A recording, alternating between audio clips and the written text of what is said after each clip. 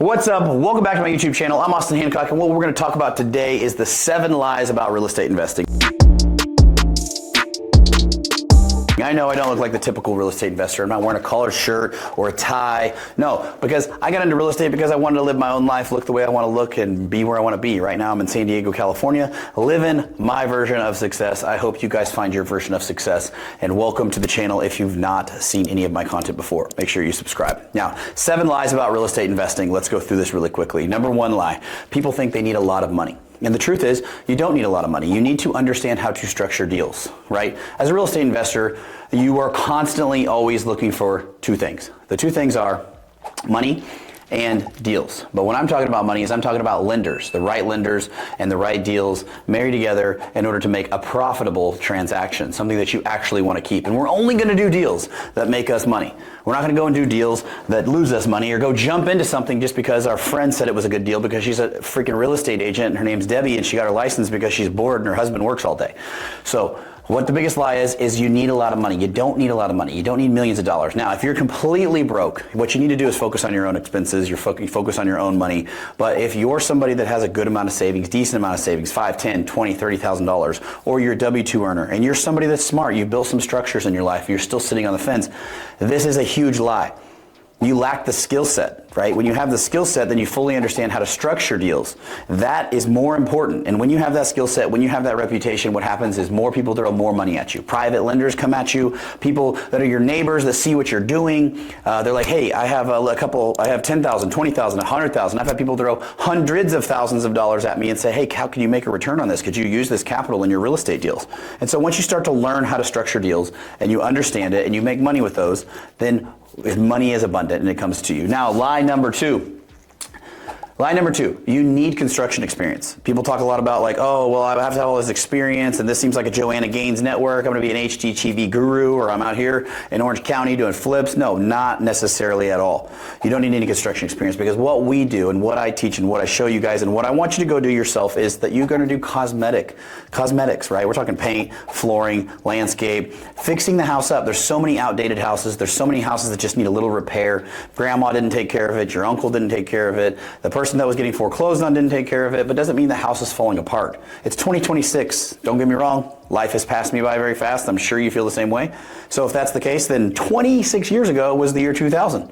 And 2000, that's 26 years later, right? Those houses now need updated. Probably the houses in 2010 need updated. 95, right? So they just need updated. They're not horrible bones. This wasn't made in 1948, okay? So you don't need a construction experience. You just need to be able to coordinate a small, super simple general contractor or subcontractors in order to get these things spun up. And that's how we create value. We buy at a discount, we add cosmetic rehabs, and then we either turn around and sell the property as a flip, we keep the property as a rental, or we turn around and do a seller finance transaction called a contract for deed, a lease option. These are huge, okay? What's up, guys? I'm Austin Hancock.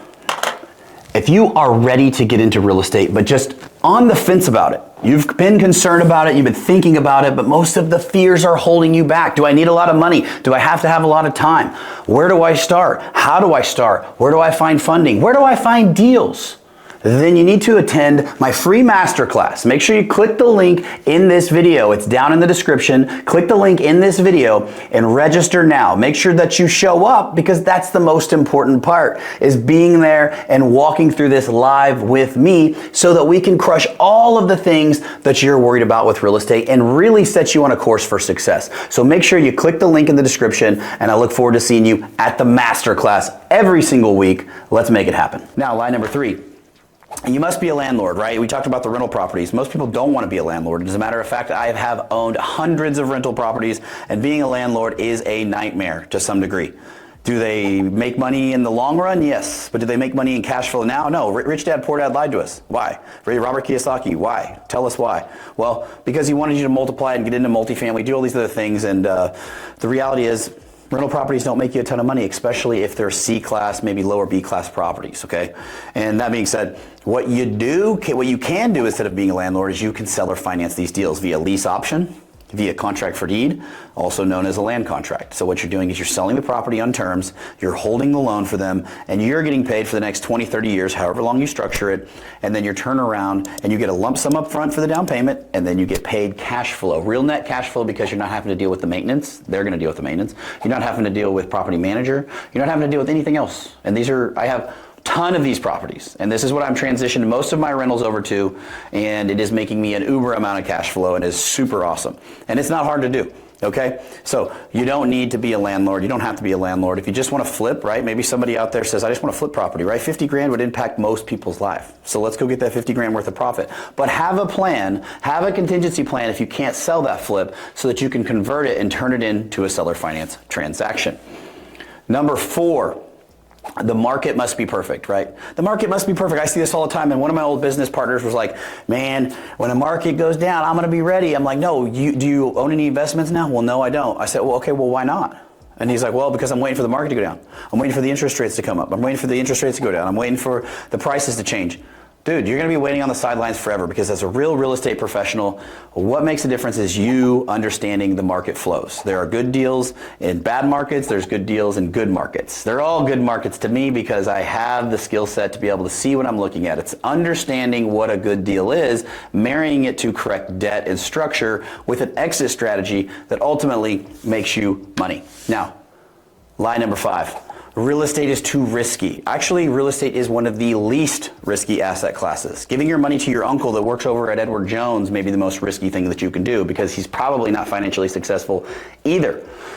Right? So investing your money into the stock market blindly, I would say, is very risky. I think that you should have more of a barbell effect. If you're going to do stocks, you can have stocks over here on one side of the barbell, and you can have real estate on the other side. But you yourself can control this, and this is what's very cool. You can't control this, right? You're not running Fortune 500 companies. No. You can't control what the politicians manipulate over here. No. You can't control how they jack with stocks, but you can control your asset class. And regardless of the market, as long as you got into them correctly, then what you can control is how you're getting paid on the rental property, or if you have a property that you're keeping seller finance like we talked about earlier, boom, this is 20, 30 years.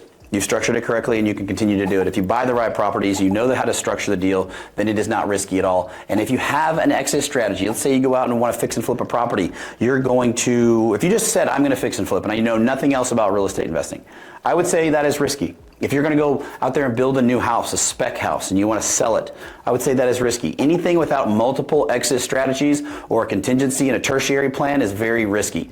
Let me tell you something. I was in the Marine Corps, infantry, and we would never go out on an op without going over our secondary and tertiary plans if something were to go wrong. And if we had a casualty, you know what we'd do?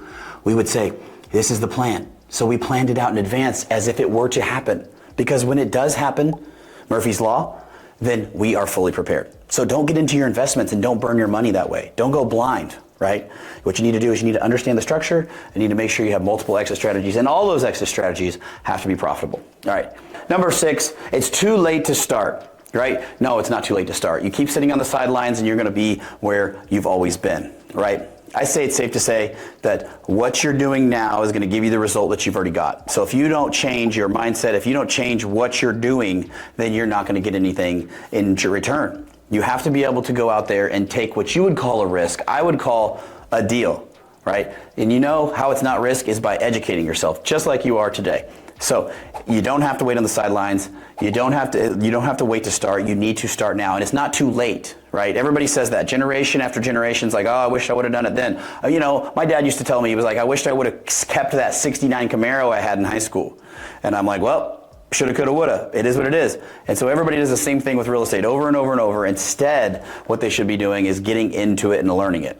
This is the huge pet peeve of mine, and this is going to be number 7, is that you don't need to learn real estate, because you do need to learn real estate, and I'll tell you why. You're doing a disservice to yourself, to your family, to your kids and your grandkids and your great-grandkids, because every single one of them is probably going to have a harder time to afford housing.